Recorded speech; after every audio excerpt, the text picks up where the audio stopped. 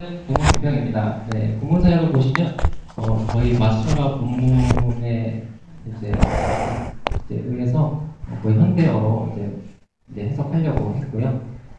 그리고 이제 여기에서 이제 7절 그리고 다음 넘겨보시면 이제 12절에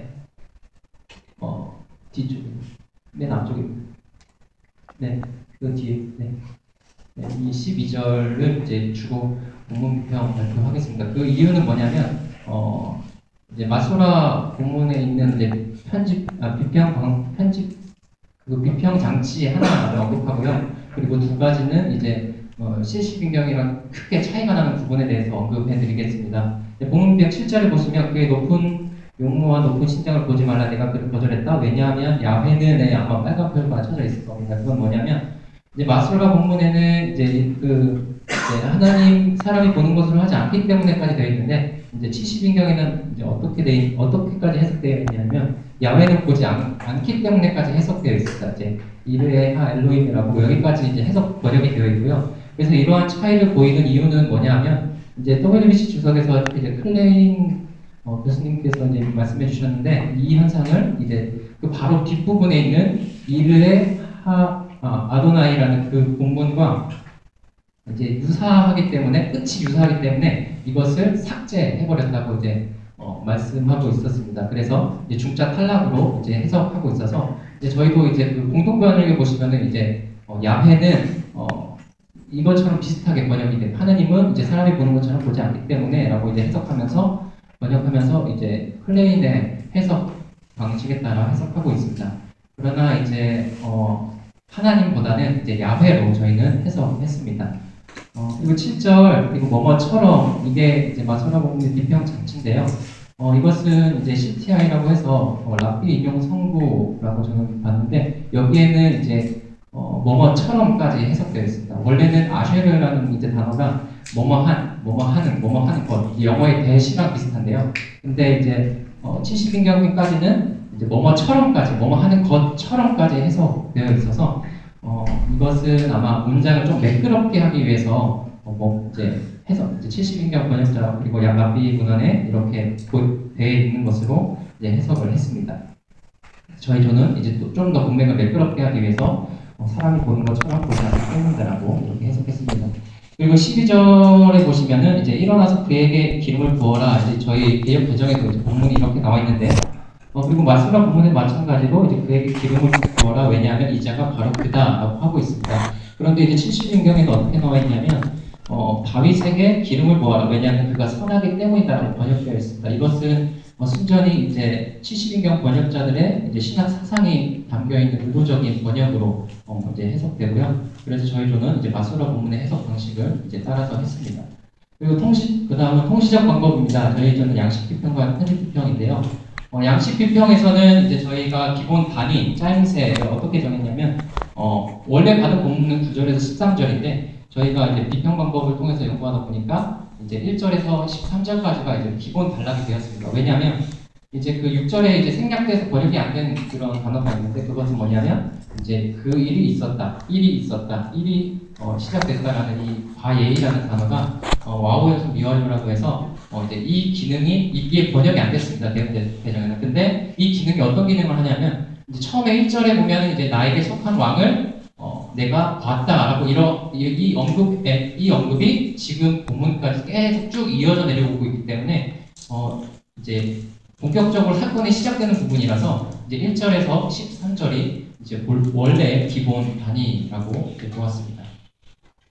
그리고 이제 좀 더 양식을 규정하자면 이제 이야기식 산문이고요.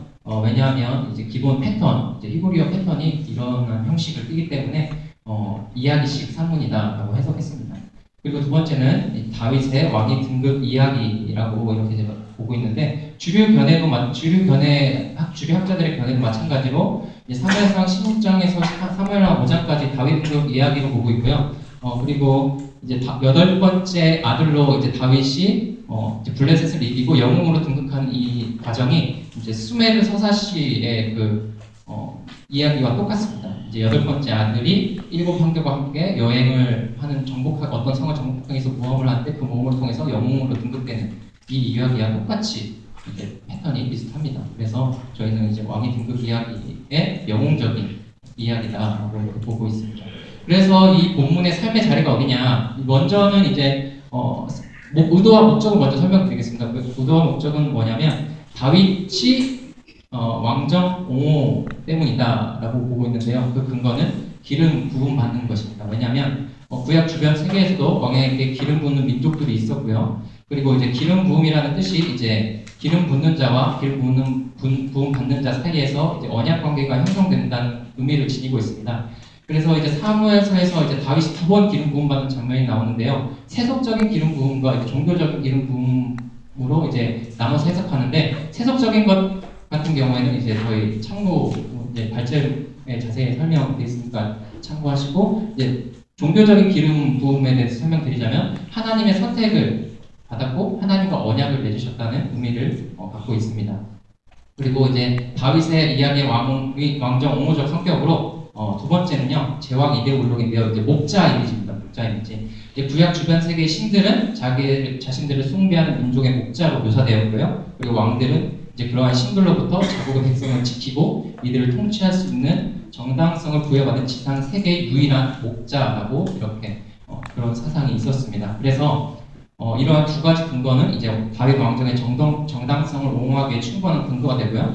그래서 따라서 이제 본문의 삶의 자리는 궁정이라고 저희는 보았습니다. 그리고 이제 편집 비평 같은 경우에는 저희가 이제 처음 올린 것과 이제 나중에 수정돼서 이제 올려드리는 건데요. 사무엘상 8장 4절에서 사무엘상 8장 4절에서 10장 13절까지의 그 다윗의 기름 부음 받는 장면과 그리고 사울의 기름 부음 받는 장면이 똑같습니다. 그래서 이제 그 발제문에는 이제 성경 구절로 되어 있는데 여기서 간략히 요약해드리자면 이제 A는 이제 사무엘에게 말씀하시는 것, 그리고 야훼를 그리고 거절에 대한 것, 그리고 왕을 세우는 것, 그리고 야훼께서 알게 하실 것, 그리고 야훼께서 가르쳐 주시는 것, 그리고 기름 부는 것, 야훼 영이 임하는 것, 이 부분 패턴이 똑같은데 차이가 있다면은 이제 뒤에 사울의 언급, 사울의 이름이 나오는 부분과 이제 다윗의 이름이 나오는 부분이 이제 다릅니다. 이제 사울의 이름이 언급되는 뒤 부분은 C와 E 사이에 있고요. 이제 그리고 사무엘상 16장 1절에서 13절은 H 부분에 나옵니다. 다윗에게 야훼 영이 임함. 이때 이름이 언급됩니다. 이 부분이 이제 차이가 납니다. 그래서 결론은 뭐냐면 이 본문 간의 평행과 대조는 이제 편집자의 의도가 숨겨져 있는데요. 그건 뭐냐면 역사적으로는 다윗 왕이 계승과 이제 다윗 왕정의 정당성을 보여주기 위한 의도고요. 그리고 신학적으로는 야훼께서 이스라엘 왕을 직접 선택하셨다는 것과 그리고 야훼께서 이스라엘 역사에 직접적으로 개입하시고 이끌어 가신다는 것을 보여주고 있습니다. 네, 그리고 공시적 방법을 한번 이제 설명해 드리겠습니다. 이제 공시적 방법은 이제 교차 수사 비평을 설명드리자면 이제 교차 대칭 구조를 이루고 있습니다. 이제 1절부터 3절까지의 그 다윗 그 기름불에 뿔에 기름을 채워라 이 부분과 이제 13절 마지막 부분에 뿔병을 가지고 기름을 부어라 이 구조 사이에서 인클루지오로 수미 상관 구조를 형성하고 있어서 그 단위가 그 수미 상관 구조를 이제 이루고 있고요. 그것이 중심 부분 D 부분이 이제 야훼의 선택 기준 나는 중심을 본다라는 이 선택 기준까지 이 중심에 강조점이 있습니다. 그리고 평행법은 여기 7절에 보시면 사람은 외모를 본다 그리고 야훼는 마음을 본다라고 해서 이제 이런 반입평행법을 보이고 있는데요. 야훼께서는 선택하실 때 사람의 기준과 그리고 야훼의 선택 기준이 다르다는 것을 보여주고 있고요. 그리고 야훼는 사람의 겉모습, 즉 능력, 외모, 재력, 선행 등 외적 조건에 따라 선택하지 않고 마음을 보신다는 것을 강조하고 있습니다. 그리고 반복법을 사용했는데요. 본문에서 많이 반복되는 단어는 이제 보다라는 단어가 7번 반복되고요. 그리고 거절하셨다라는 표현이 5번 반복됩니다. 이것도 마찬가지로 야훼께서 자신에게 속한 사람을 택하실 때 외적인 모습보다는 오히려 마음을 보신다는 것. 그리고 이제 사울과 같이 겉모습이 뛰어난 7 아들을 택하지 않으시고 오히려 주변인이자 작은 자였던 이제 다윗을 선택하셨다는 것을 강조하고 있습니다. 그래서 이제 이야기 비평은 이제 본문은 하나님이 사무엘을 통해서 이새의 아들 다윗을 왕으로 선택하시고 기름 붓게 하는 이야기입니다. 그리고 다윗 왕이 등극 이야기의 서론에 해당하고요. 그래서 이제 쭉 다윗이 왕 이제 기름 부음 받을 때까지의 과정을 쭉 설명하고 있습니다. 그래서 이를 통해서 다윗이 이스라엘 역사에 전면적으로 등장하게 됩니다. 그리고 이야기꾼과 등장인물을 설명해 드리자면요. 이제 이야기꾼은 모든 과정을 다 알고 있고요. 그리고 야훼가 선택한 사람, 그리고 그 기준까지 다 알고 있습니다.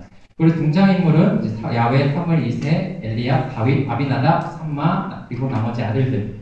그리고 다윗을 제외한 나머지 아들은 다 거절당하고요. 특히 엘리압은 사무엘이 그의 모습 속에서 사울과 비슷한 모습을 발견했고 그의 기름 부었기 때문에 왕의 제목을 택할 때 그 경험을 의지할 수밖에 없었습니다. 그래서 이제 하나님께서 그 부분에 대해서 이제 나무라셨고요. 마지막으로 이제 선택하지 않았다를 이제 반복하면서 독자들을 하여금 긴장감을 유발시킵니다. 도대체 누구냐? 그래서 이제 마지막에 다윗을 등장시킵니다.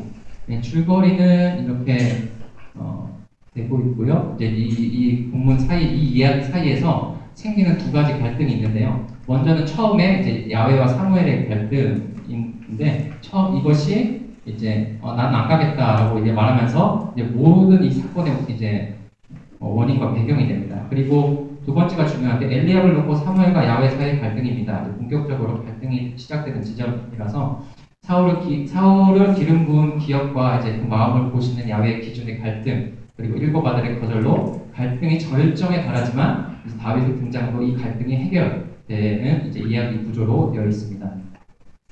그래서 이제 관점과 의도를 보시면요, 왜 다윗이 정치적이고 이제 신학적인 이야기가 담겨 있는데, 첫 번째는 왜 다윗이 사울의 후계자이고 왜 이스라엘 왕으로 세워졌는지를 설명한다는 점에서 정치적이고요. 이제 두 번째 신학적인 것은 다윗 왕권이 오로지 야훼 주권적인 선택에 의존해 있으며 왕권에 있어서는 이제 야훼 중심적이다라는 점에서 신학적입니다.